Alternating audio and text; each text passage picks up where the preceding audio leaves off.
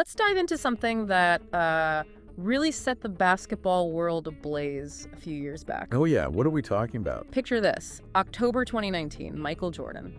The legend, right? He gets asked about Steph Curry. Okay, yeah, Curry, the modern icon. Exactly. And MJ's response, according to the reports we've got here, he says, he's still a great player, not a Hall of Famer yet, though. Wow. Okay. In 2019, that's bold. Right. I mean, rewind to that moment, Steph Curry already had, what, 3 championships? 2 MVPs, including the only unanimous selection ever, and Jordan says that. Yeah, I remember that. It felt, I don't know, almost deliberately provocative. Like one of the most surprising cakes you could imagine from MJ, but a player like Curry at that point. It absolutely did. And based on the sources we've gathered, the sheer, unexpectedness of it, given Curry's resume right then, is what blew it up into headline news. People immediately started asking, was he serious?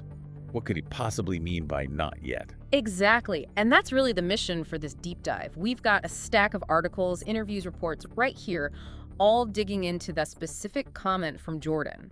Okay. So we're going to unpack the comment itself, look at exactly where Curry stood in his career back then in 2019. Right. The context is key.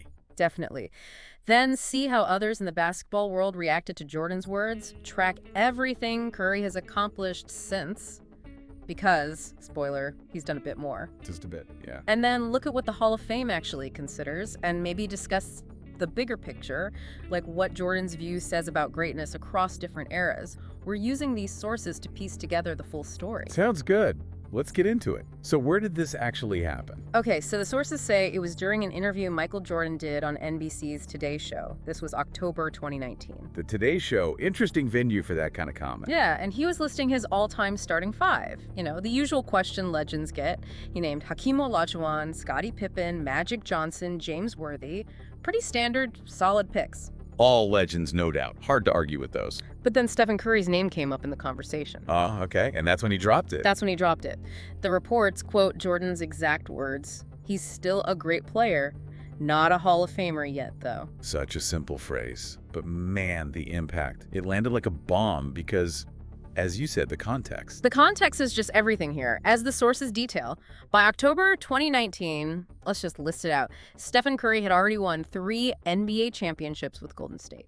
2015, 2017, 2018. 3 rings. Already Hall of Fame worthy for many players based on that alone. And he had 2 NBA MVP awards.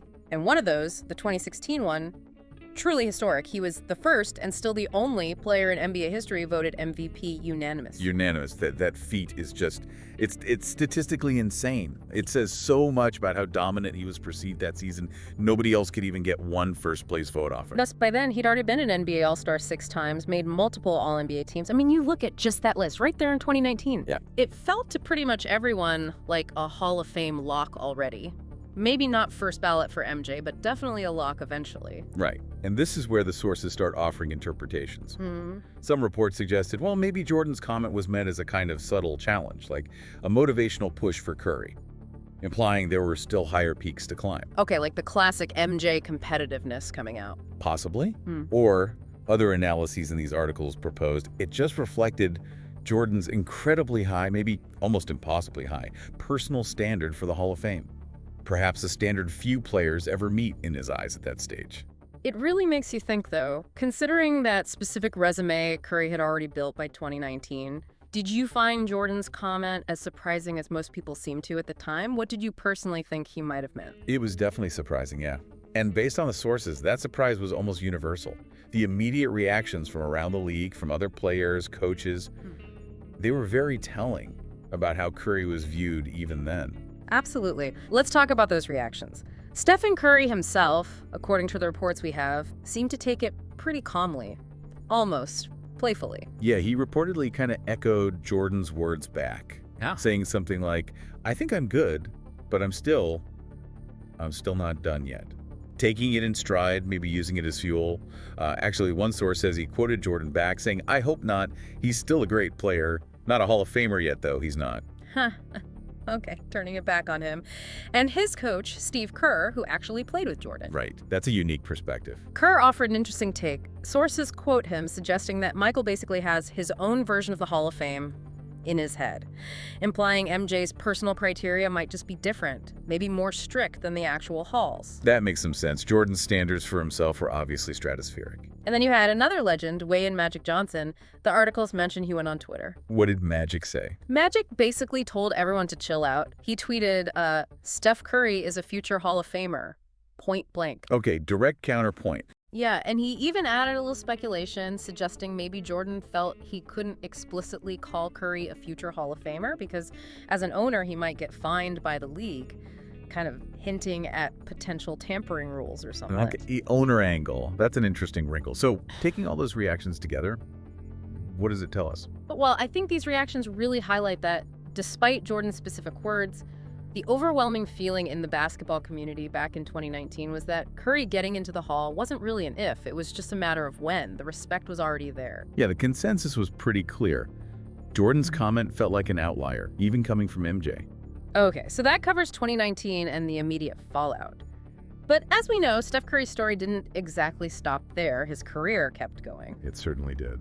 So let's shift gears and look at what he's actually done since Jordan made that statement. Because, well, his legacy has only gotten stronger.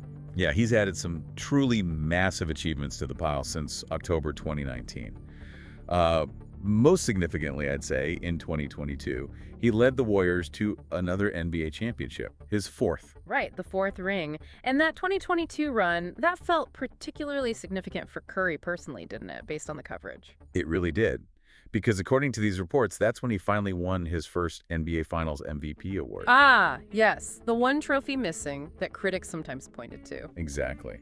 Getting that Finals MVP kind of silenced any lingering doubts about his ability to be the guy on the biggest stage for a championship run.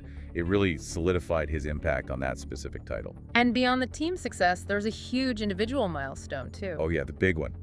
The sources confirm he blew past Ray Allen to become the NBA's all-time leader in three-pointers made. Which feels like the quintessential Curry record, right? It perfectly sums up his unique mark on the game. Absolutely. It's a record that seems almost unbreakable now, given how far ahead he is and how he changed the geometry of the court. And, you know, he's kept playing at an elite level since 2019, too. More All-Star games, more All-NBA selections. Right, so all these newer accomplishments layered on top of what he already had in 2019. It just makes the Hall of Fame case, based purely on resume points described in the sources, even more, overwhelmingly undeniable. Which kind of brings us back to the Hall of Fame itself, the Naismith Memorial Basketball Hall of Fame in Springfield. What did the sources actually tell us about their criteria? Is it just stats and rings? Well, according to the sources we looked at, it's broader than that. Yes, they look at stats, awards, championships, absolutely. But it seems to be a more holistic view. Holistic how? They consider a player's overall impact on the game. Like, did they change things? They also look at contributions to the sport's growth, ambassadorship, even character off the court sometimes. It's not just a simple checklist. Okay, impact on the game. And this is where Curry's case gets really interesting, based on the analysis in these articles. His impact seems to go way beyond just the box score or the trophy case. Oh, definitely. The sources hammer this point home. His shooting wasn't just effective, it was revolutionary. It fundamentally changed basketball strategy. How so, according to the reports? Well, reports indicate his style, his range, the sheer volume of his threes. It triggered a massive league-wide shift. Teams at all levels, from the NBA down to high school, started emphasizing the three-point shot way more. Offensive schemes were totally rebuilt around spacing and shooting because of the threat he represented. He warped defenses like nobody before him. Exactly. And beyond strategy, think about the inspiration factor mentioned in the sources. His unique style, the handles, the quick release, the movement, it inspired countless young players around the world to focus on shooting in a way they hadn't before. Yeah, you see kids everywhere pulling up from way downtown now. He didn't just break records. He literally changed how the game is taught and played. That's a different kind of impact. So the argument strongly presented in these sources is that Curry doesn't just tick the boxes for standard Hall of Fame criteria. Right. He blasts past them, especially when you factor in this profound, transformative influence he's had on the sport itself. Yeah, that seems to be the consensus in the material we reviewed. His case is built not just on winning, but on changing the game. It does make you think about how we value greatness, doesn't it? Like, how much should that kind of game-altering impact weigh in Hall of Fame talks? How much weight should you give influencing future generations and strategy compared to just counting rings and points? What do you think? That's a great question. And looking back at Jordan's initial comment through that lens, the lens of Curry's massive unique impact discussed in these sources, it perhaps reveals something interesting about evaluating players across different eras. Yeah, the articles touch on this idea of like evolving standards or maybe just different priorities. Jordan's era, the 90s, maybe emphasized different things. Dominant post play, one-on-one scoring, maybe more physical defense was valued differently. Right. And the modern game, which players like Curry have heavily shaped, increasingly values things like, well, unprecedented shooting range, Yeah.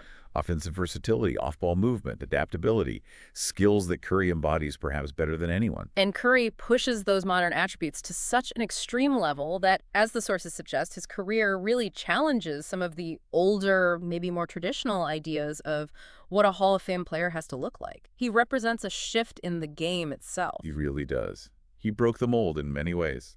So, all right, let's wrap this up. We started this deep dive with that really surprising, headline-grabbing comment from Michael Jordan back in 2019. Not a Hall of Famer yet. Yeah. We unpacked Steph Curry's already incredible resume at that exact moment. Then we saw how the basketball world reacted basically with near universal confidence in his Hall of Fame future, even then. And then we detailed how his career since has just piled on more achievements, another championship, that finals MVP, the all-time three-point record, stacking the case even higher. And maybe most crucially, based on these sources, we've explored how his impact goes so far beyond just numbers. He fundamentally changed the way basketball is played and perceived. Yeah, his influence is undeniable, according to everything we've read. So the compelling case for Stephen Curry's place among the sport's absolute all-time greats seems clearly supported by all the source material we've looked at today. It feels less like a question of if he's a Hall of Famer anymore. Right, that ship has sailed. And more like a really fascinating case study in how greatness gets recognized, especially when a player reshapes the game itself. And maybe that leaves us, and you listening, with something to chew on. Does the Hall of Fame, as an institution, inherently need to evolve its perspective? Does it need to find better ways to fully capture the impact of players who truly revolutionize how the game is played, like Steph Curry clearly has? What do you think the criteria should really emphasize in this modern era of basketball? It's a big question prompted by this whole discussion, and one we'd love to hear your thoughts on. Let us know.